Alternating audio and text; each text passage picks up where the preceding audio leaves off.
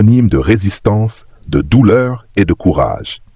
Cette ville du nord du Burkina Faso, située dans la région du Sahel, a été pendant longtemps l'épicentre de l'une des guerres les plus complexes et les plus silencieuses de notre époque, celle du terrorisme sahélien.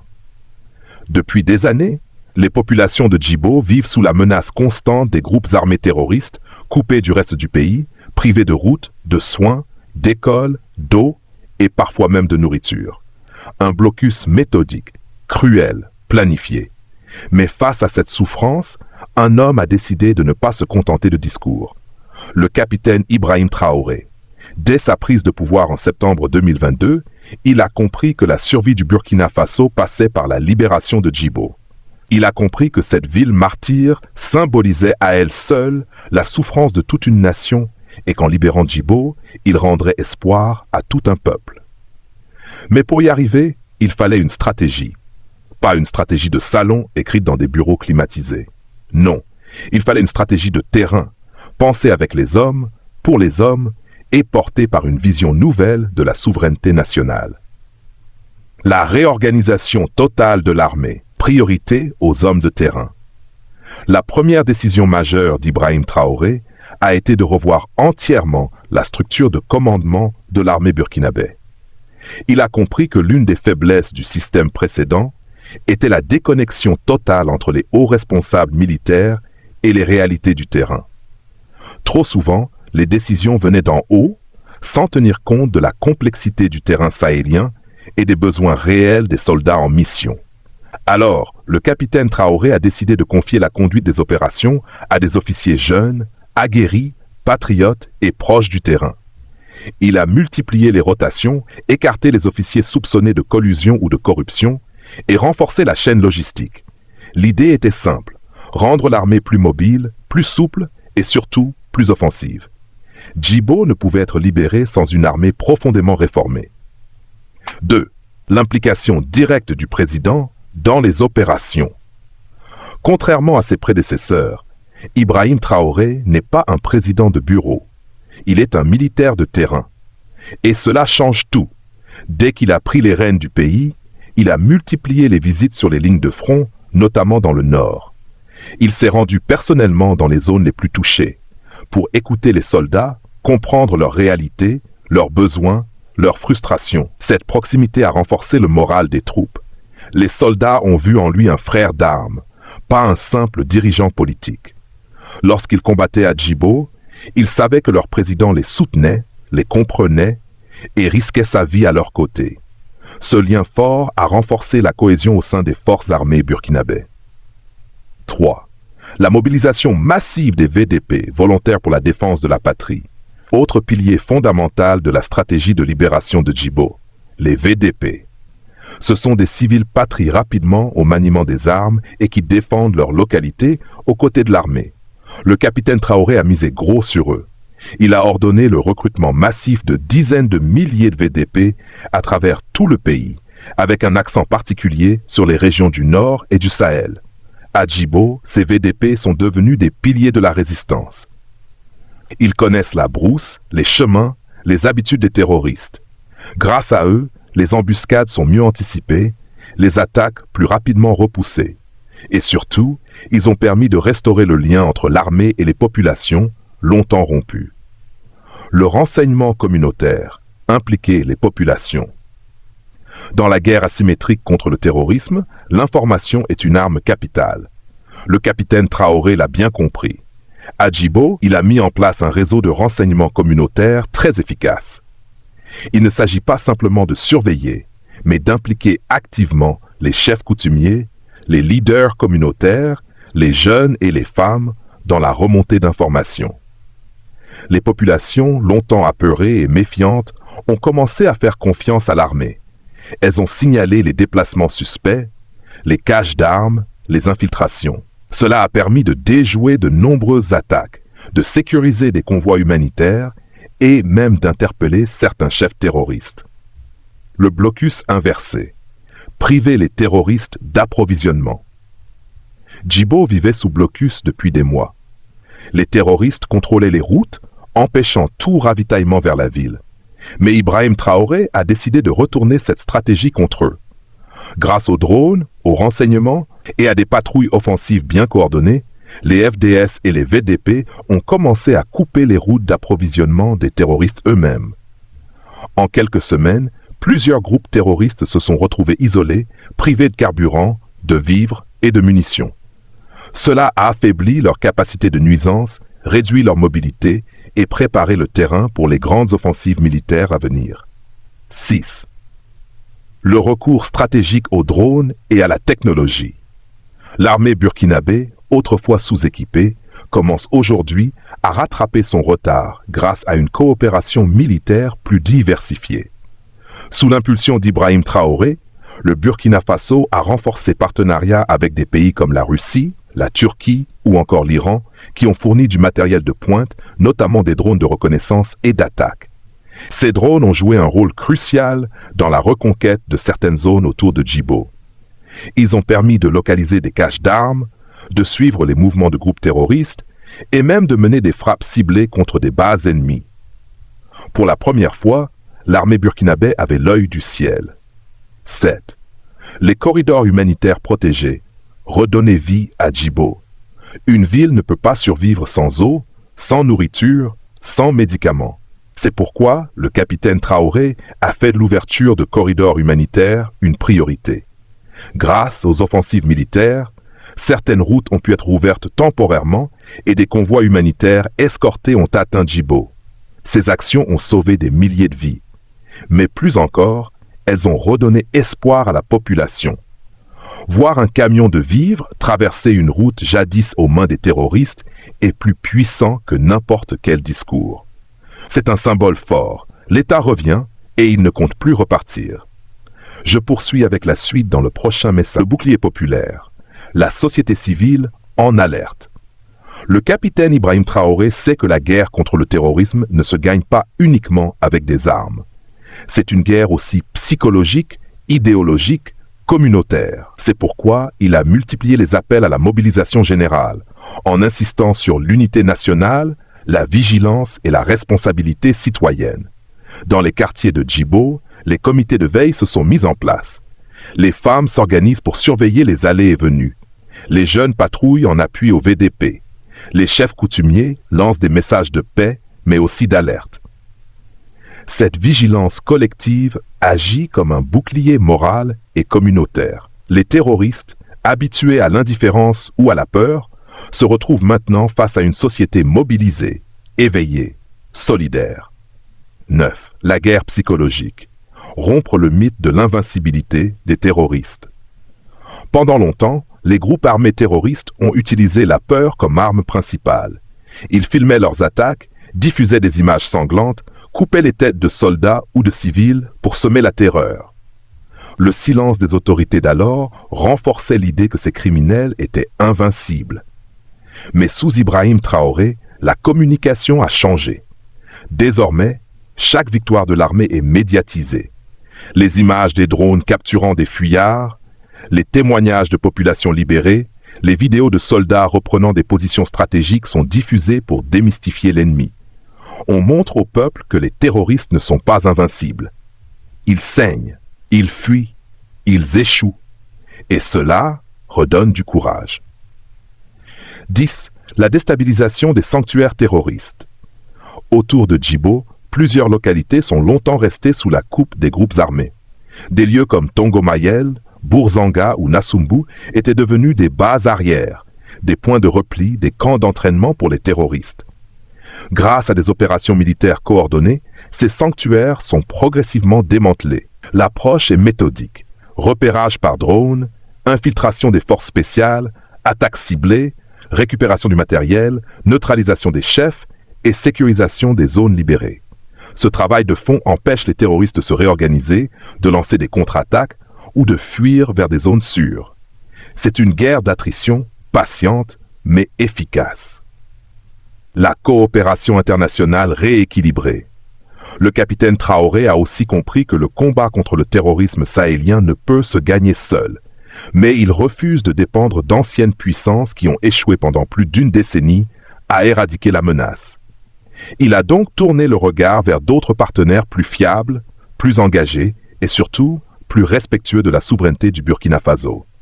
Avec la Russie, l'Iran, la Turquie ou encore la Chine, de nouveaux accords de coopération militaire ont été signés. Ces pays apportent non seulement des équipements, mais aussi de la formation, du renseignement et un soutien stratégique. Grâce à cette nouvelle alliance, les forces burkinabées sont mieux équipées, mieux renseignées et surtout mieux soutenues dans leurs offensives contre les groupes terroristes autour de Djibo. 12. La libération mentale. Faire renaître la fierté nationale. Un peuple soumis ne peut pas vaincre. C'est pourquoi Ibrahim Traoré a fait de la reconquête de la dignité nationale un objectif stratégique. À travers ses discours, ses gestes symboliques, sa posture, il incarne une Afrique debout, fière, insoumise. À Djibo, cette fierté se ressent. Malgré la faim, malgré la peur, les habitants commencent à lever la tête. Les écoles recommencent à rouvrir dans certaines zones. Des enseignants reviennent. Des centres de santé reprennent timidement leurs activités. Les jeunes reprennent goût à l'engagement communautaire. On n'est plus seulement des victimes, on devient des acteurs. C'est une libération mentale, invisible mais essentielle pour vaincre la terreur. 13. L'encerclement méthodique de Djibo par les forces loyalistes. Libérer Djibo ne peut se faire frontalement sans stratégie, au risque de provoquer un massacre. C'est pourquoi le capitaine Traoré a opté pour une méthode d'encerclement progressif. Petit à petit, les positions autour de Djibo sont reprises. Les routes sont sécurisées sur plusieurs kilomètres. Les champs de mines sont neutralisés. Les bases ennemies sont détruites une à une. Cette stratégie évite les affrontements directs dans les zones très peuplées, limite les pertes civiles et réduit les dégâts matériels. Elle permet aussi d'asphyxier lentement les terroristes en les coupant de leurs ressources, de leurs renforts et de leur morale. C'est une guerre d'étouffement, planifiée pour une victoire durable. 14. La communication directe avec la population de Djibo.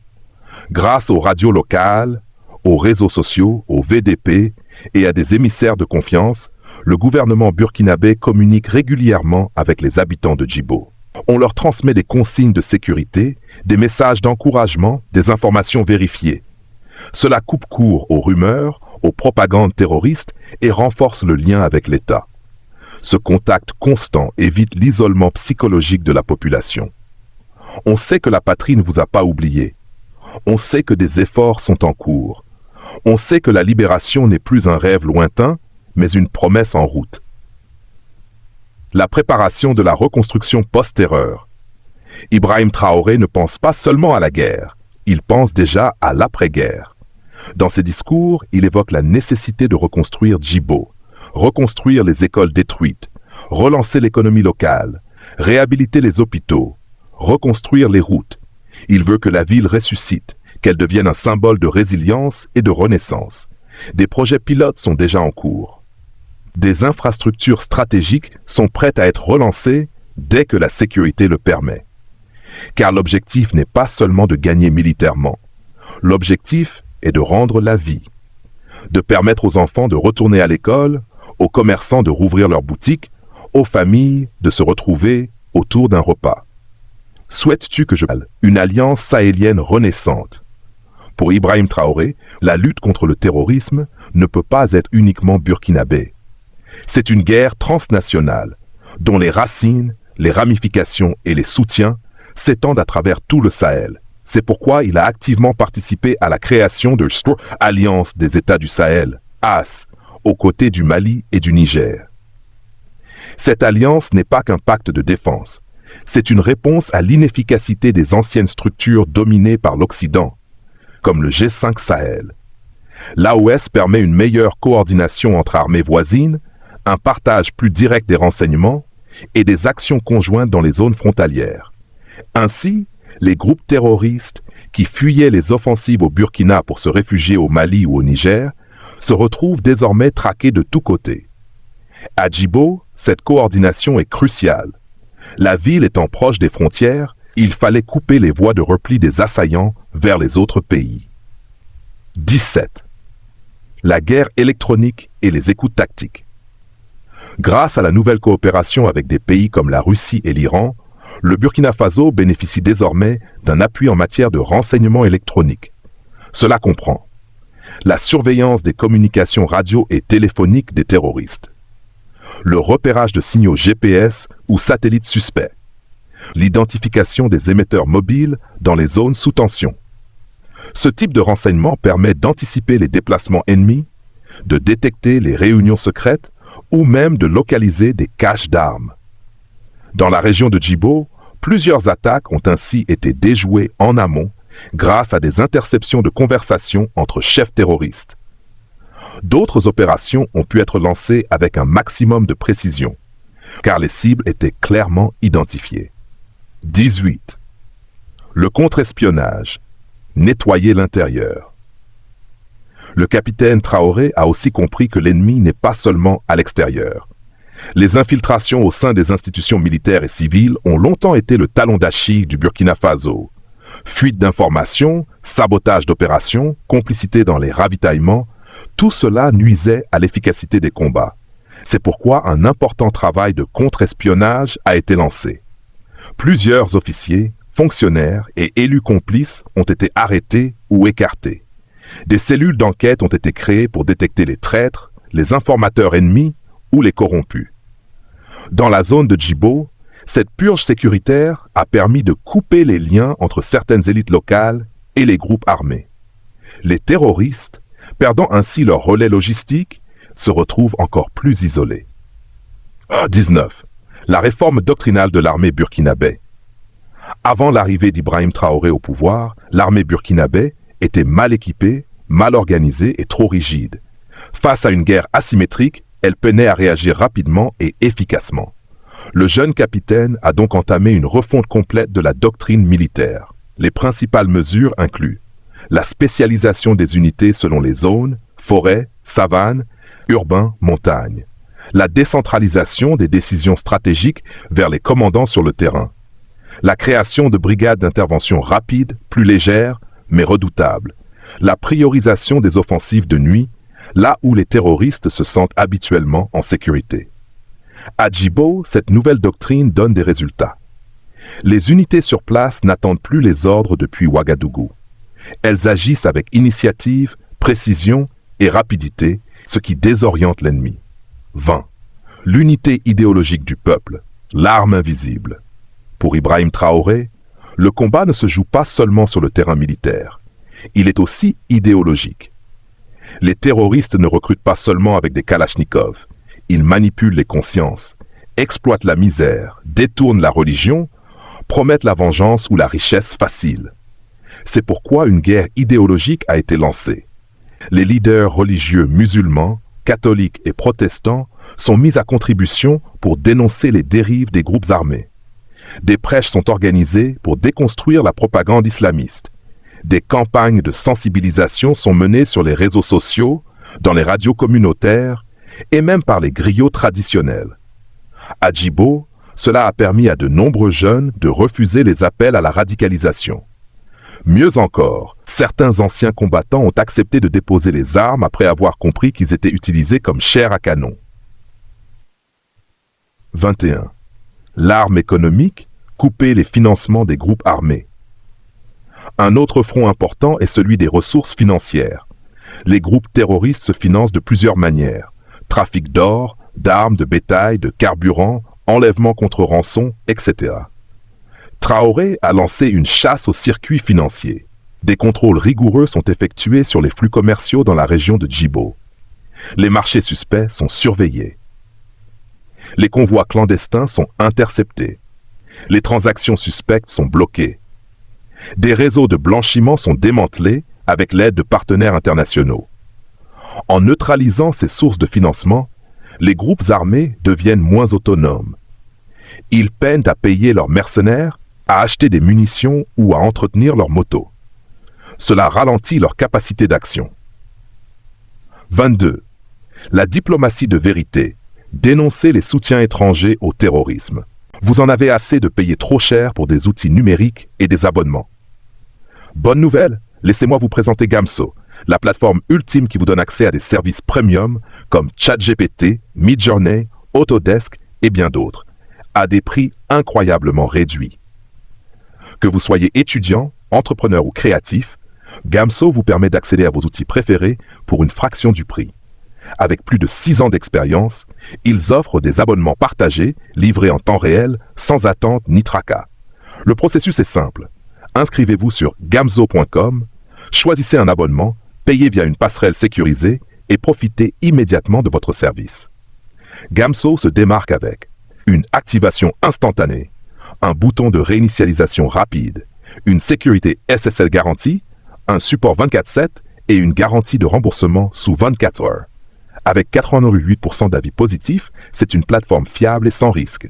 Utilisez mon lien de parrainage et code promo en description pour profiter de réductions exclusives. Pourquoi payer plus cher? Essayez Gamso dès aujourd'hui et accédez au meilleur du numérique pour moins cher.